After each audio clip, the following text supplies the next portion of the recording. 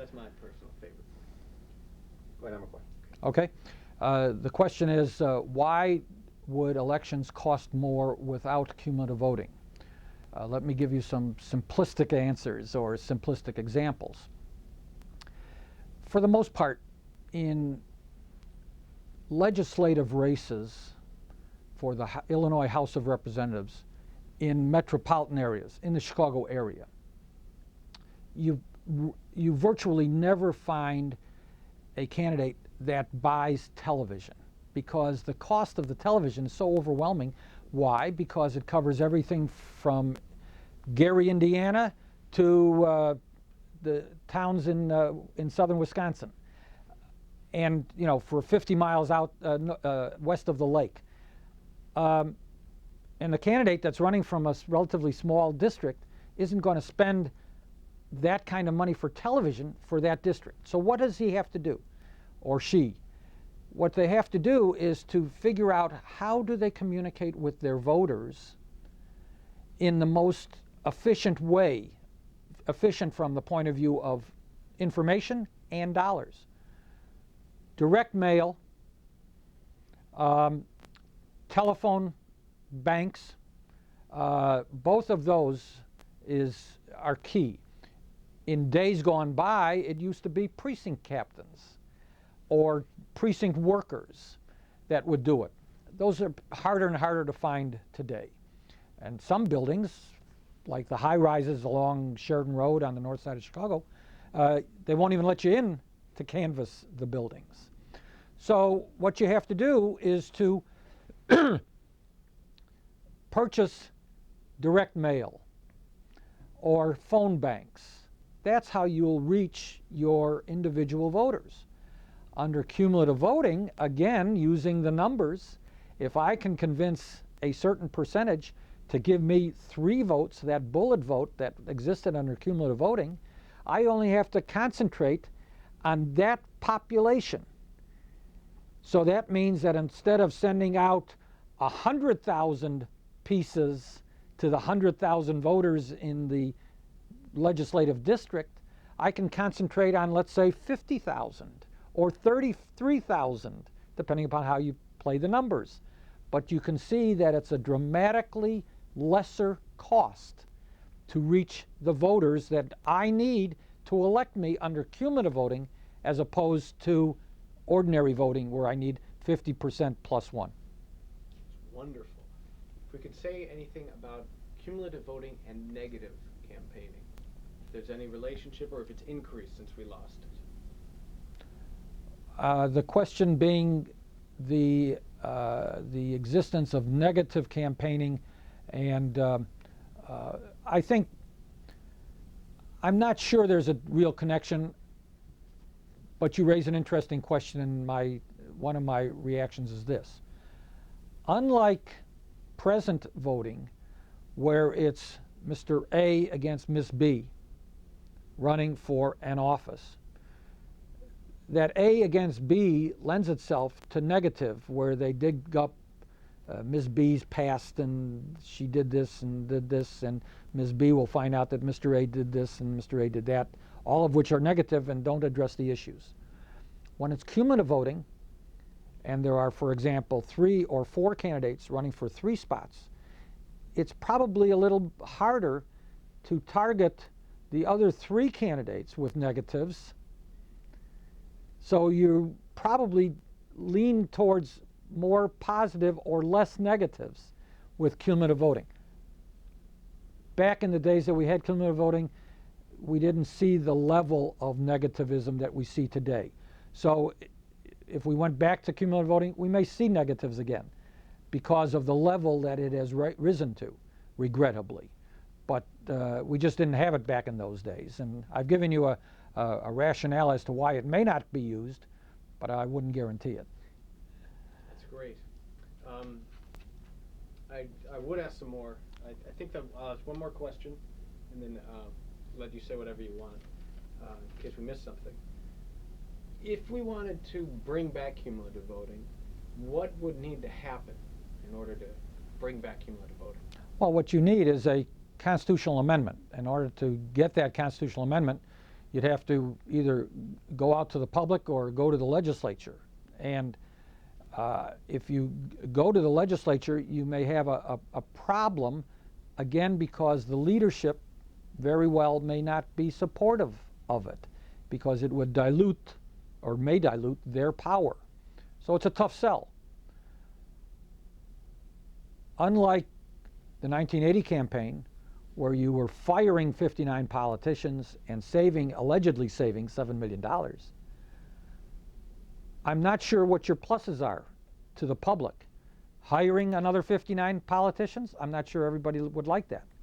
There's still a negative connotation to politicians. So I think it would be a tough sell to reestablish it. You may have your best shot in the in the year 2000 Constitutional Convention to do it through that process, rather than to go to the legislature to make a change. What if you had cumulative voting with 100 without increasing the size of the House, so you'd have larger districts? Well, in other words, you'd have still have 118 districts. Imagine you had 39 districts of 3 apiece, taking 3 existing state rep districts, combining them into one big one. So it'd be a Senate and a half. Okay. Well, what you would need is 59 districts. Mm-hmm. I'm sorry, you'd need 177 districts. Well, see, if you had 177 districts, you wouldn't have cumulative voting. Right. So you need, again, you'd need 59 House districts, of which you would elect 3. Now, if you want to do some lesser number, so that the boundaries of the House districts would not coincide with the boundaries of the Senate district, that you could do. And then have, for example, 118 members of the House elected from 59 districts or some lesser number, 1/3 of 118, Right. Which you could do. And again, you only just bring in the fact that the House and Senate districts would not coincide. Is that a big minus? I don't think so. I'm not sure it makes a difference. Most people don't realize that fact exists anyway. Mm-hmm. That's certainly possible without increasing the number of districts or increasing the number of elected representatives and bring back cumulative voting. That is an alternative. So you wouldn't be hiring or putting 59 new politicians on the payroll, which is a plus. Okay, then I guess if We got anything else to that? Because that's the question I usually get that one asked. He's now asking that. Okay. So Well, I think, and again, I think that interestingly, I think we are energizing a good debate. When we taped this, by coincidence, I received a mailing from the League of Women Voters. An article that Dan Johnson Weinberger wrote, talking about the debate of bringing back cumulative voting. I think the debate is well-founded.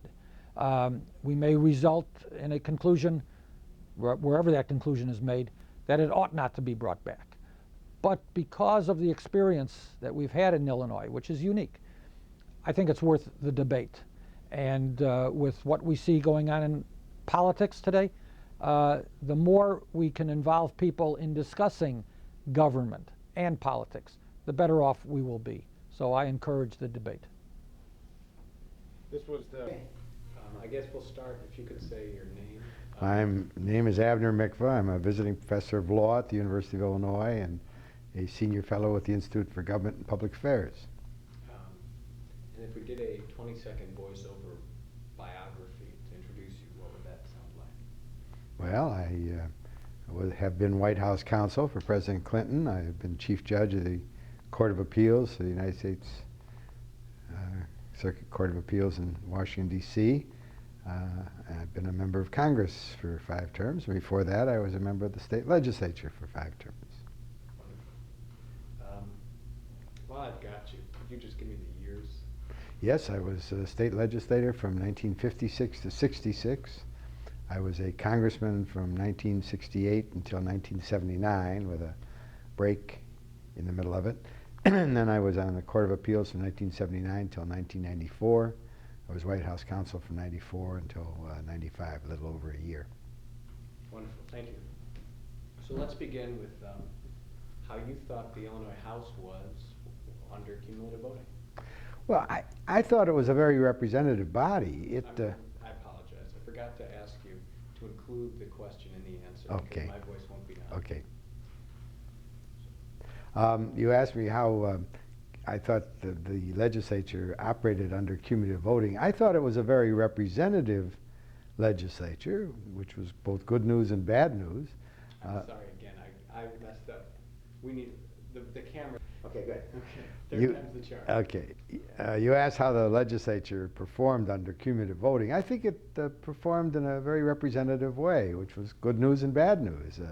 There were a lot of people in the legislature that didn't care much about the legislative process and were there simply to enhance their law business or because it seemed like a nice thing to do in addition to their farming interests or whatever.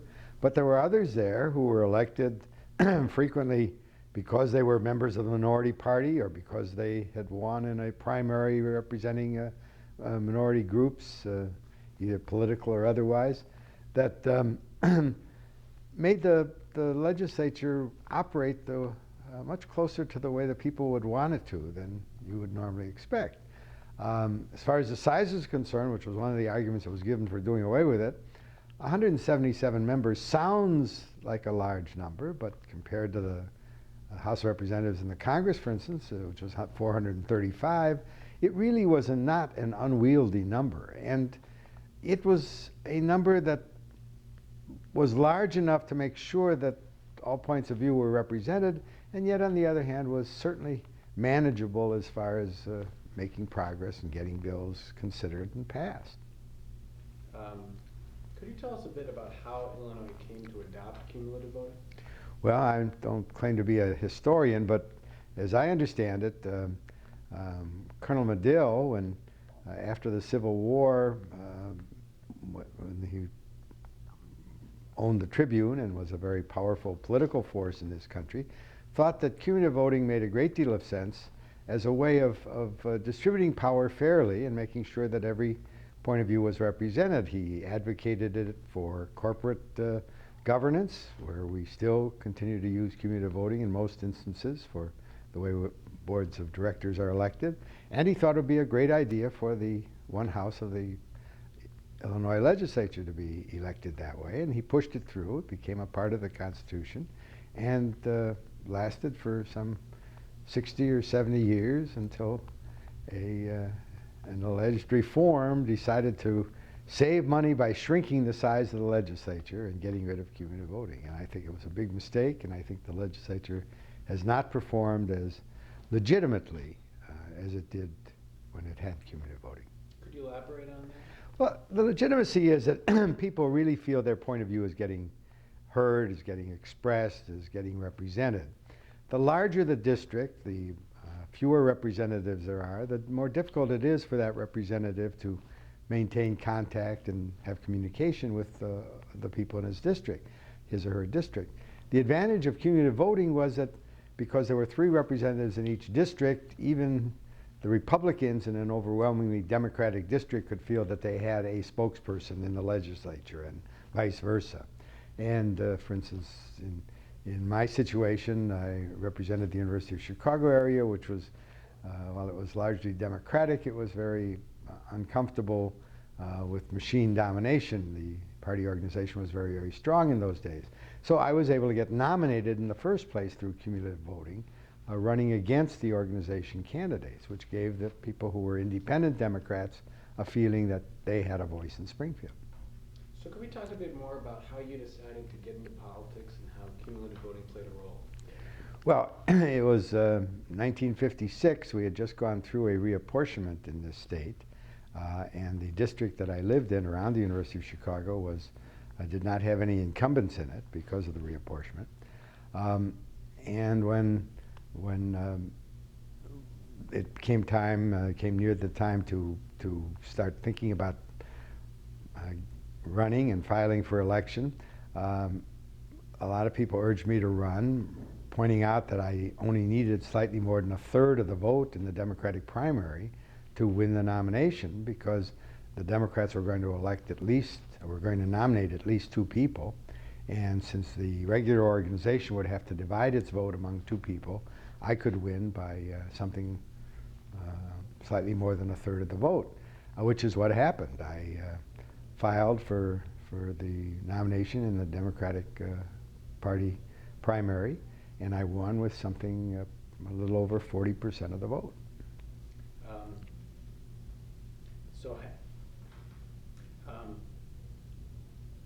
And then the general election was not much of a concern? Well, the general election was not much of a concern in that district because, again, it was predominantly a Democratic district. And indeed, one of the customs that had grown up around cumulative voting, which subjected it to criticism, was that the parties had an understanding that rather than nominating 3 persons for each district, even though there were 3 to be elected, they nominated only 2 for each district, so that there were 2 Democrats running against 2 Republicans with 3 persons to be elected. And it was clear that only one of the Republicans would be elected, and the 2 Democrats, once the primary was over, were almost certain of being elected. I should point out that the particular advantage of cumulative voting as opposed to the normal multi-party, multi-member districts that are still extant in some political situations in other states, is that the voter can accumulate their vote for one candidate. We used to call it bulleting their vote. That makes all the difference in the world. It isn't a case of the person saying, well, there are 3 people to be elected and I can cast a vote for 1 candidate, 2 candidates, or 3 candidates, but I can only cast 1 vote for each one of them. In the case of cumulative voting, a voter could take their 3 votes and bullet them all for 1 candidate, which is how I won the primary. My voters bulleted all their votes for me. The regular organization candidates had to divide their votes among the 2 Democratic candidates that were running against me. And the same thing was true in the general election. So what role did having cumulative voting play in your career? Well, I'm sure I wouldn't have started if it hadn't been for cumulative voting. Chicago was considered a very strong organization town at the time, and I can't imagine that I would have run against an organization candidate in a head-to-head basis, and I don't think that I would have worked my way into party circles in the normal way that the party ran in those days.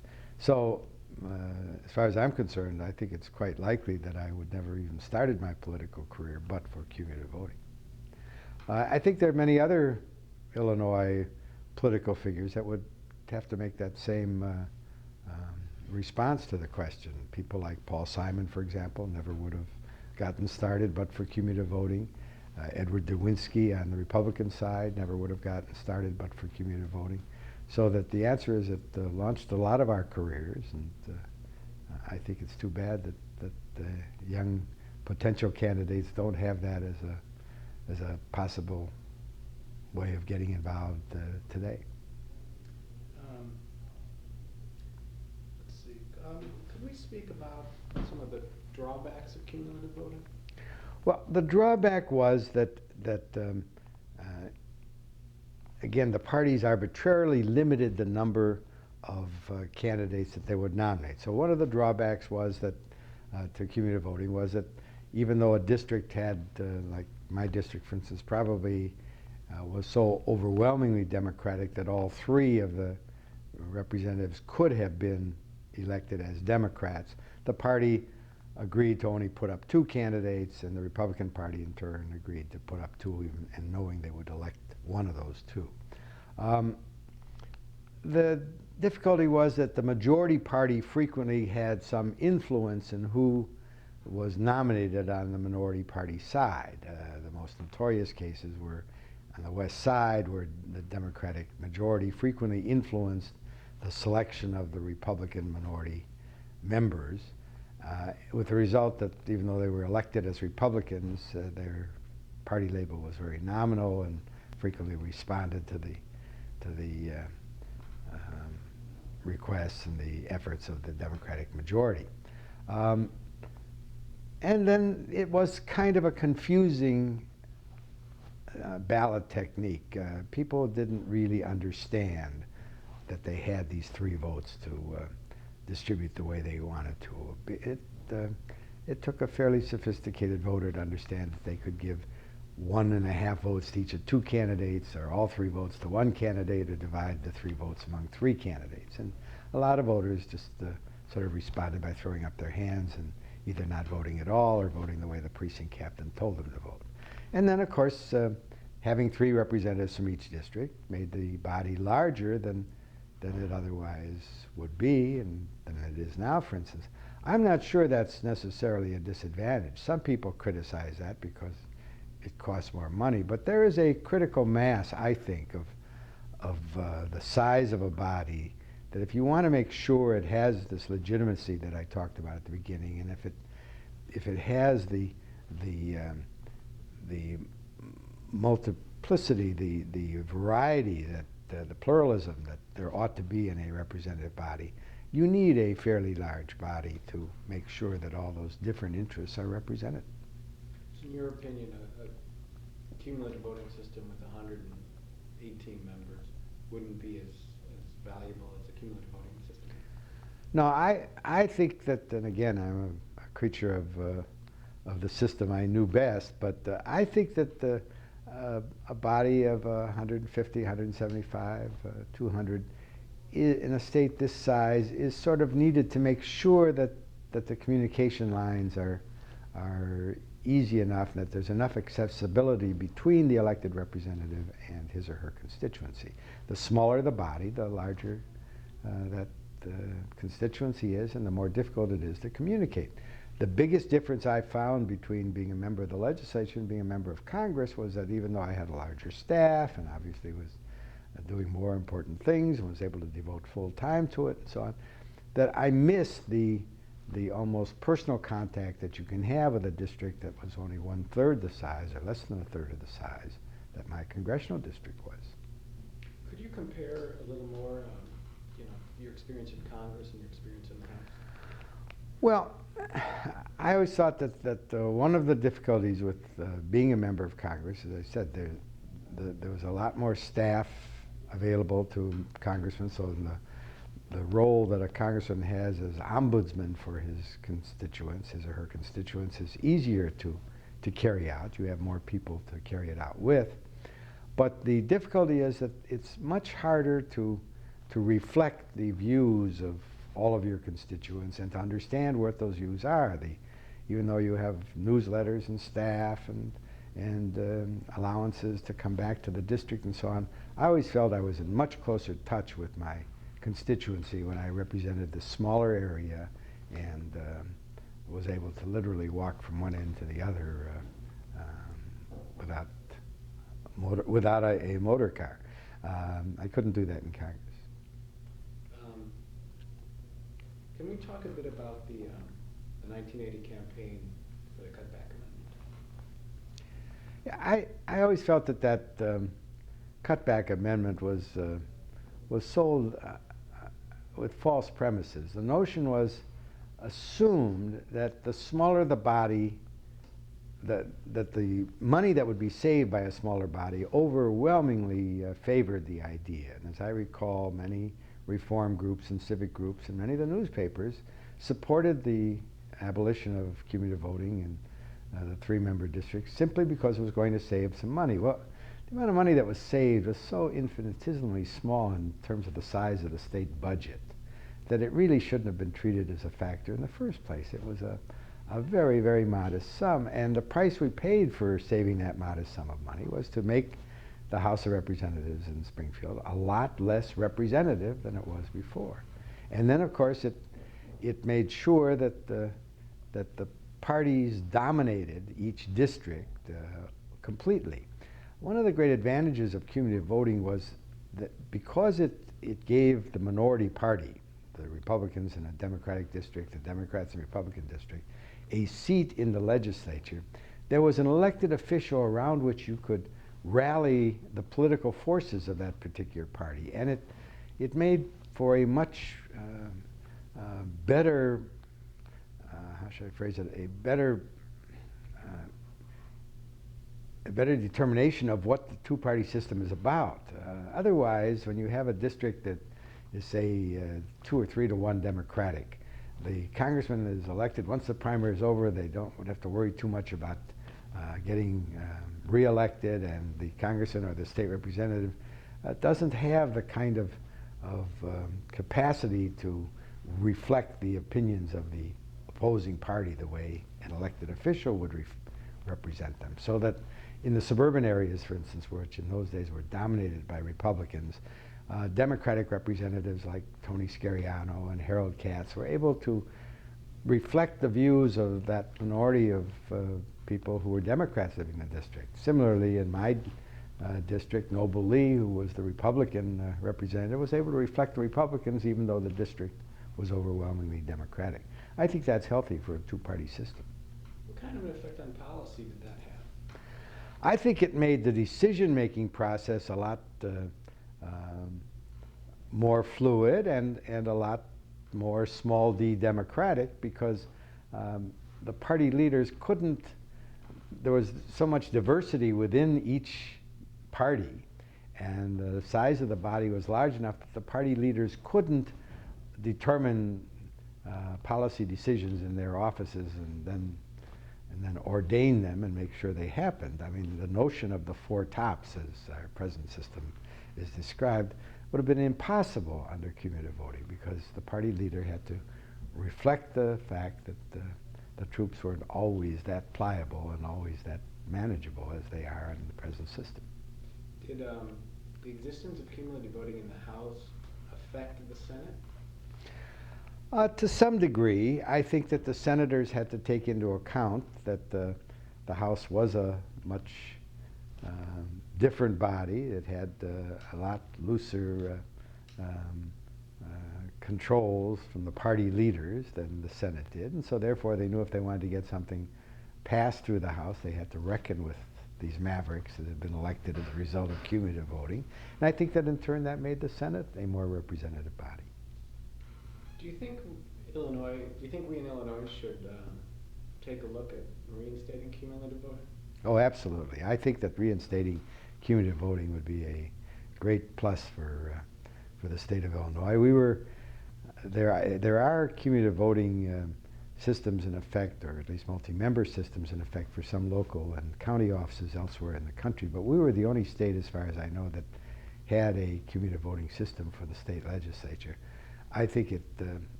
made our legislature unique. I think it made it unique in a way that ought to be re-examined and reinstated, as far as I'm concerned.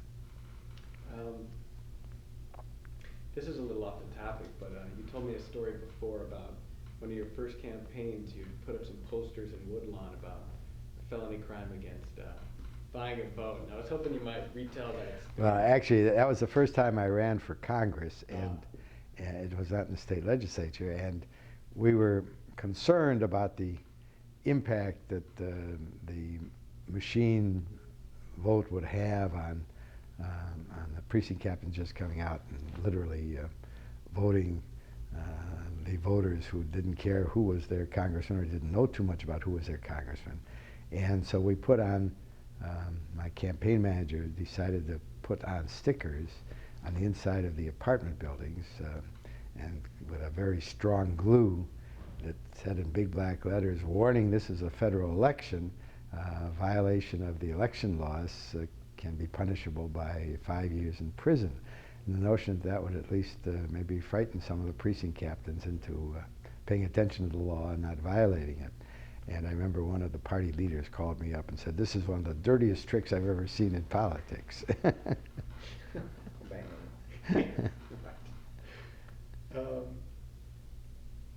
Let's see. Let's talk.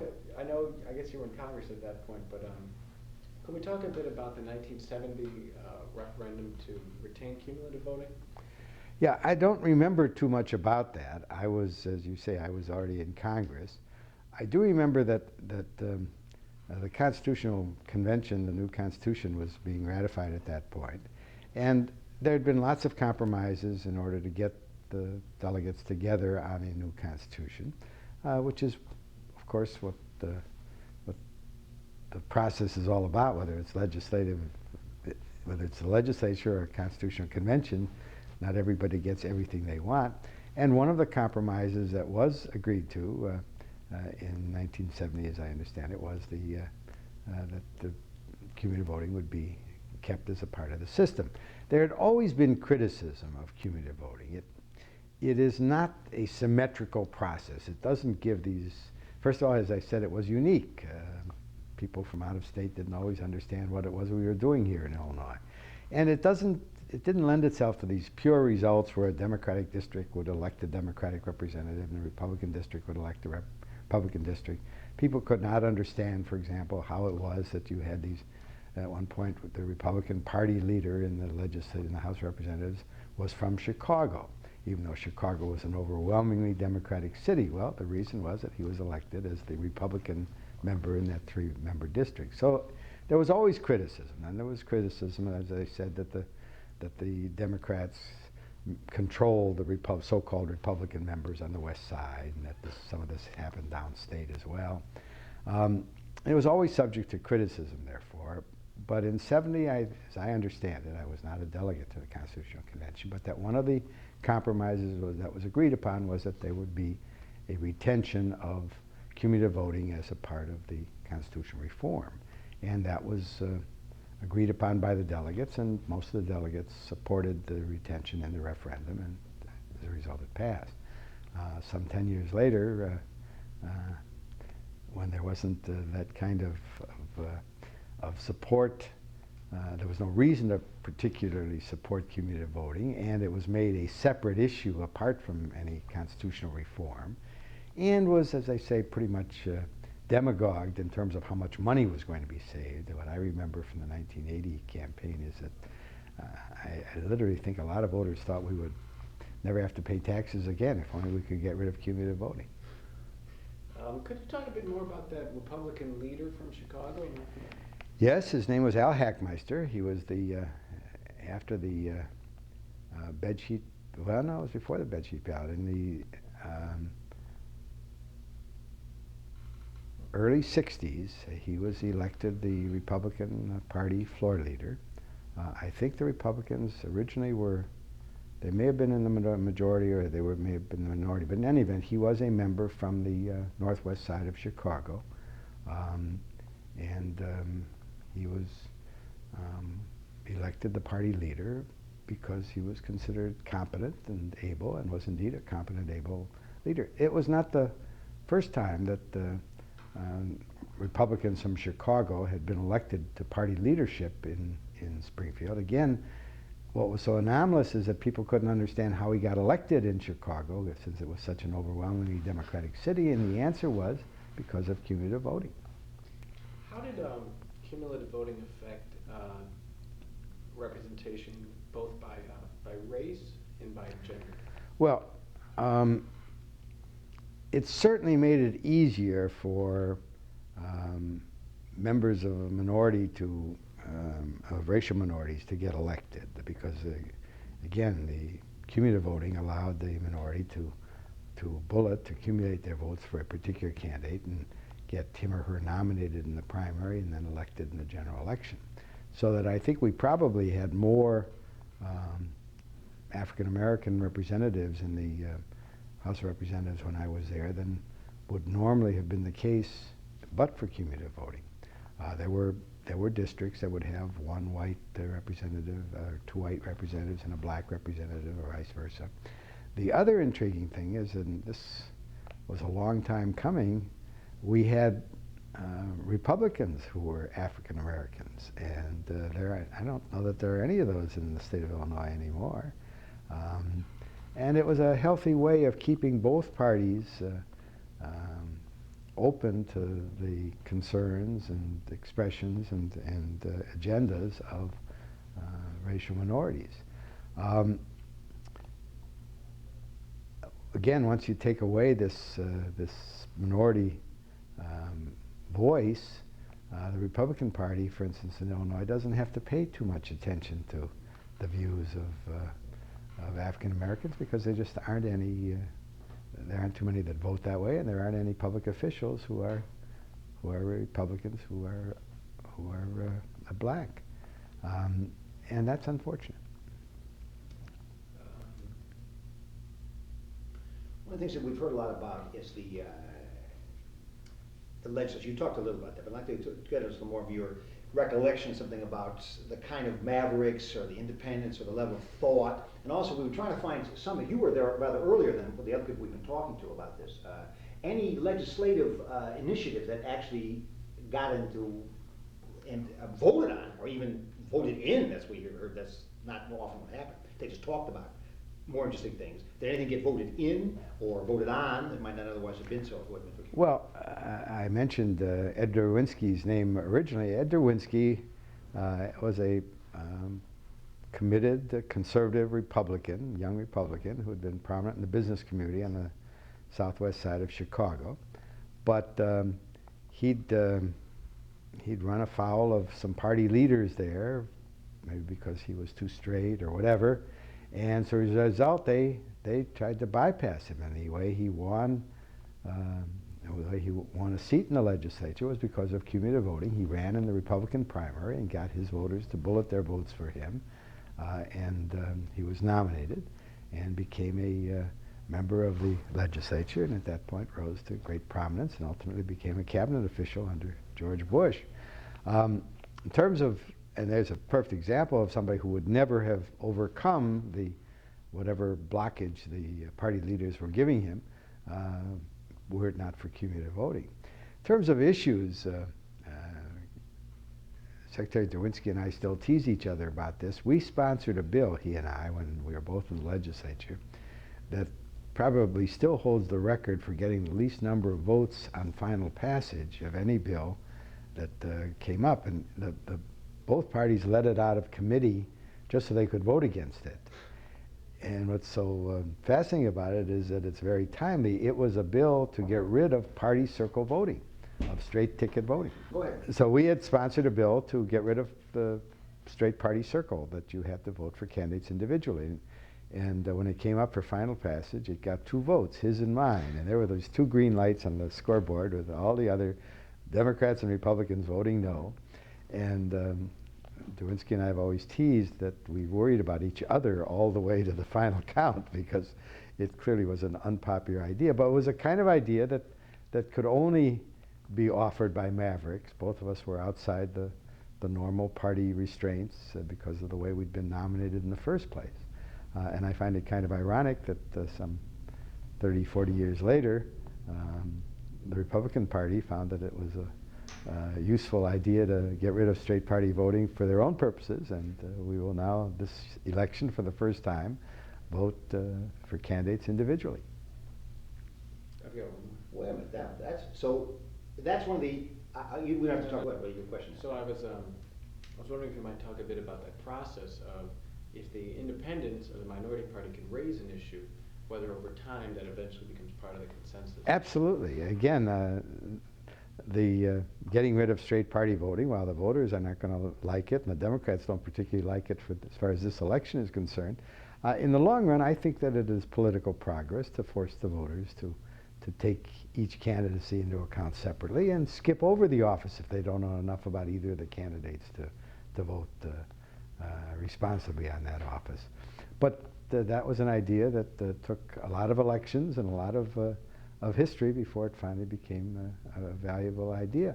There were a lot of new ideas that came into the legislative hopper because you had people who weren't beholden to party interests, who weren't beholden to a party label, and who understood that their job in Springfield was to throw out new ideas, and it wasn't important whether they got them passed or not. What was important was to get them discussed. I don't know that the record is good anymore, but when I was in the legislature for some time, I held the record for having introduced more bills as a freshman than any previous member of the legislature. None of them passed. And it probably in most cases that was just as well. But a lot of them were the germs of good ideas that later on became, were refined and turned into valuable additions to our system. I remember one in particular that I sponsored was providing for compulsory retirement for judges. We'd had 80 and 90-year-old judges sitting on the bench when I first started practicing law, and I think I put in the first bill to require compulsory retirement at a certain age. It didn't pass the way I sponsored it, and ultimately when it did pass, it was at a higher age, and it had a grandfather clause in, which probably were necessary amendments to get the bill passed. But again, I was able to put it in earlier than other Democrats because I had no particular commitment to the party line or to the party organization. I think we'll give you your last, anything you'd like to say that we neglected to ask you about. No, again, I don't think that the states ought to seek particular pieces of a process just because they're different from whatever other state does.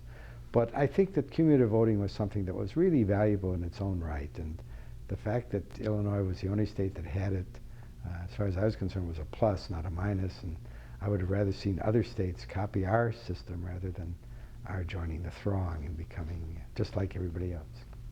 One other thing. But if we wanted to bring back cumulative voting, what ought we do?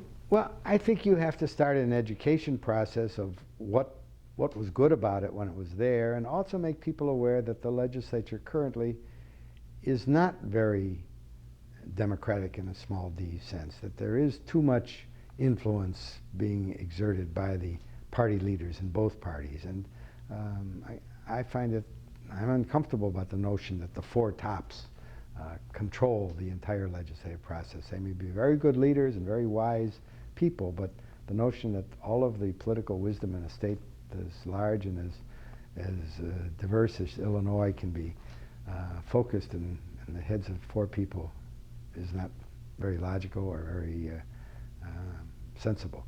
And I think that we somehow have to persuade the Illinois voters that we gave up something of value, and that that we have a responsibility to try to restore it. It won't be easy. I think most people never understood cumulative voting when we had it. There's a whole new generation of voters that have come along since 1980 who never knew we had it and don't know what it means. But I think that the education process would be worth it, and I think it can be done. Okay. Well, go ahead. No, you should control. Are we Yeah, of course. Okay. So, I'm sorry I interrupted you. Let's start over, and why don't you say hello to each other and start reminiscing. Hello, Abner. I'm Hello, so Giddy. It's glad nice to see you to meet again. you. We It's go just- back a long, long way. I knew about you from people in the legislature who said that as long as there had to be Republicans, they couldn't imagine anybody who would be a finer representative than Giddy Dye. Well, and I shared an apartment with one of Abner's best friends and colleagues, Eugenia right. Chapman, and we co-sponsored the Equal Rights Amendment and worked very hard together, to get it passed. And in that day, if you remember, I, as a Republican, I didn't think of the Democrats as, quote, the enemy. No. I just thought of them as fellow Americans. We're all trying to solve problems. And I think that's the way the independent Democrats and Republicans felt about each other. I think that's right. And we actually had a grouping when I was down there called the Best Side Block. It was a takeoff on the West Side Block, and incled people like John Parkhurst of Peoria, and Al Hackmeister of Chicago. Probably George Burdett. George Burdett of the suburbs, and Tony Scariano and Harold Katz, who were Democrats, who we were all, and we had a kind of an understanding that we would try to do things on a bipartisan basis that dealt with issues of reform and fiscal conservatism, but that we would stay away from issues that involved the straight party principle, so that if we were talking about spending more money on education, we didn't expect them to join with us if we were pushing a bill that was going to raise taxes. Right, you got that was the bugaboo. That was an example of that, this past session, Abner, was when Governor Edgar, the Republican governor, presented Don Clark Netsch's plan, about changing the method of funding education, changing it to raising the income tax 25%, but at the same time lowering the property tax, because anybody that studied education knows that it's silly to base supportive education on the assessed valuation of property in a certain district, because the poorest district are going to have the poorest property, and it's just, and they're going to have the poorest schools. So Could you, when you make the Republican governor does this, so the word went out from Lee Daniels that no Republicans could support it. And my own representative, Judy Biggert, had served on school boards. She knew that that was the way to go, but she didn't dare vote for it. And it got to the Senate. The Democrats passed it, the Republican governor's bill. It got to the Senate, and Phillip would not let it out of committee. I mean, it was a no-no. Nobody dared make a motion to discharge committee. So here we had a chance, really, to get education funding on a sound basis in Illinois. And the leadership, the two leaders, Lee Daniels and Pate Phillip, killed it. Well, that's what I find so distressing about the loss of cumulative voting that we had all the time I was there, and for a good part of the time that you were there. That both the representatives in both parties had a lot more freedom, and that spilled over into the Senate as well, because That's right. it just everybody understood that you didn't have to toe a particular party line, or you didn't have to kowtow to a particular leader, because with cumulative voting there was always a chance of getting elected and re-elected, notwithstanding what the party leaders That's said. right, that's right, because you had your own constituency within And it could be the district. It could be it didn't have to be the majority of the party even to get nominated in the first place. And you and I both know some very outstanding members who got elected with less than a majority vote of within their party. That's right. And it was healthy. I think it was a much more diverse legislature. I think it was it reflected more points of view. And I'm not comfortable with the notion that the four tops can make decisions. I don't care how smart they are and how good they are. The notion that four people can have all the political power in the state is not healthy. It's just not, really, it's not the American way, really. And I think it was comforting to people, to Democrats in DuPage County, which is so heavily Republican, to know that they had a voice in Springfield, Exactly. that there's somebody they could talk to. And the best speaker of the House, in my whole 6 terms, was Bill Redmond, Who was a Democrat who was a from Democrat from DuPage DuPage County. County. And to get him elected, the Republicans from DuPage County crossed over to support him for Speaker. It was a historic thing. And again, similarly, some of the best legislators down there were Republicans from Chicago, Absolutely. including, and this I mentioned before, we had elected Republican officials who were black. That's right. I don't think there are any such in Illinois No. today. If there are, I don't That's know a who they real are. tragedy. And that's a tragedy, because It is. I think both parties ought to have representation of minority groups that way. Absolutely. And another factor, the reason it was so important to have some Republicans from the city of Chicago, is that many of them had children in the Chicago public schools and rode the CTA and cared about Chicago's problems.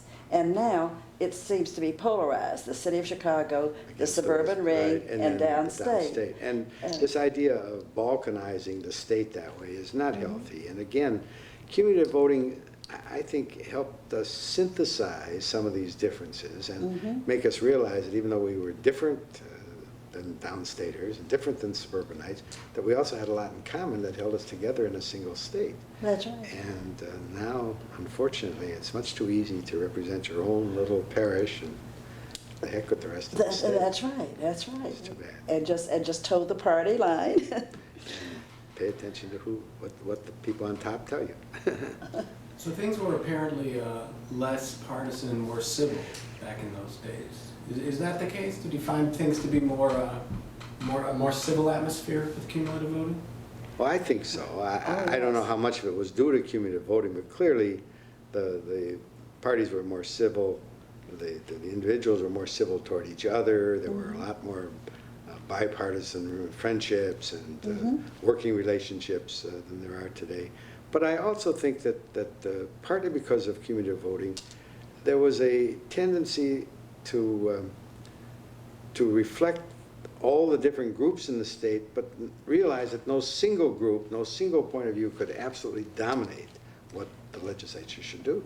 That's right, because you had that third factor of all the independent people of both parties. Well, I hope, it's going to be a long, tough road, but I hope we can, do it. I think part of the problem is that there was so much confusion and misconception about what cumulative voting really involved. A lot of voters didn't understand it, That's and it right. was easy for the party precinct captains to manipulate the voters in Yes. cumulative voting. And then, of course, there was the complaint that probably was more accurate than not, that on the west side, for example, the Democrats dominated what candidates would get nominated in the Republican primary and Yes, so on. And yes. some of that occurred in the other parties downstate. But for all that, and then, of course, the part that frustrated me so when the referendum was put through that changed our Constitution and got rid of cumulative voting was that it was sold on the basis that we were going to save a lot of money by reducing the Yes, size that's of an the important legislature. point. And Kitty, it's such a drop in the budget in terms of our total state budget. It just doesn't amount to a hill of beans. Well, it doesn't, and I think that brings up a point that most voters don't realize. When they reduced the size of the House, they had to hire a lot more staff for each legislator because they have to serve on more committees. So a lot of big governmental decisions are being made indirectly by staff, as you know from having had staff all your life, that people can present the material in a non-objective way, not intentionally perhaps but a little bias is going to show by the facts that they choose to bring to support an argument for or against a bill, so that people are not getting decisions made by the people they elected. They're getting them made by the hired staff. That's correct. And they're not really saving any money besides. No, I mean, because of course the money goes to That's right, staff. that's So right. that argument of saving money is ridiculous. And I think the pros just outweigh the cons Yes. in this issue, decidedly. Well, we have an education job, I think, to get the voters back into a mode where they would consider increasing the size of the House and going back to cumulative voting. But That's I think right. it's worth the effort. I think it's worth a try. And a friend in one of the preliminary meetings, one of the women there suggested to overcome that business of, electing 59 more of those filthy politicians, call it the Take Back Amendment. Take back the I like House. that. I like that. The people I like to that. take back their legislature. I like I that. think that's a good. I like that. Think that'll work? I think That's one of the solid- questions. Do you think that it would be possible to have these bigger districts and not just get cumulative voting back without trying to expand the legislature, even though there might be arguments for it, but to make it more passable, just cumulative voting, not a re-expanded legislature with larger districts therefore? Well, that's a possibility. Now, which do you think would be easier to pass? Well, I think if you talk, for instance, about keeping the size at the present size and reintroducing cumulative voting, that would make each district 3 times as large as it is now. And I think at that point, you're talking about legislative districts that are the size of congressional districts. That's And right. Again, it's going to be, I think it'll be a lot harder to sell, even though you could argue that you're not costing any more money, but the campaigns would get much larger, the prospects of getting elected would turn much more on party support, and leadership support, so that even though it's a little extra water to carry, I think it's worth that effort to try to persuade people that a larger body is not, that it's worth the cost. Because frankly, as you know, Giddy, that when you make a body too small, it loses its legitimacy. It loses its capacity to really communicate with the voters. Well, that's right. That's right. And you might deter a lot of good candidates because the cost of campaigning now in a larger district. right. As you say, look what it costs to run for Congress. That's And if you right. have a district the size of a congressional district, a lot of good people are going to hesitate to run. So I think that's... So I'm hoping that maybe we can find maybe we don't have to go back to the original size of 177, but maybe we can find some middle number of, say, 118 or 115 or something like that would not increase the size of the districts too much and would allow for better communications and hopefully campaign costs that don't go off the wall. Yeah, I think that's a good point.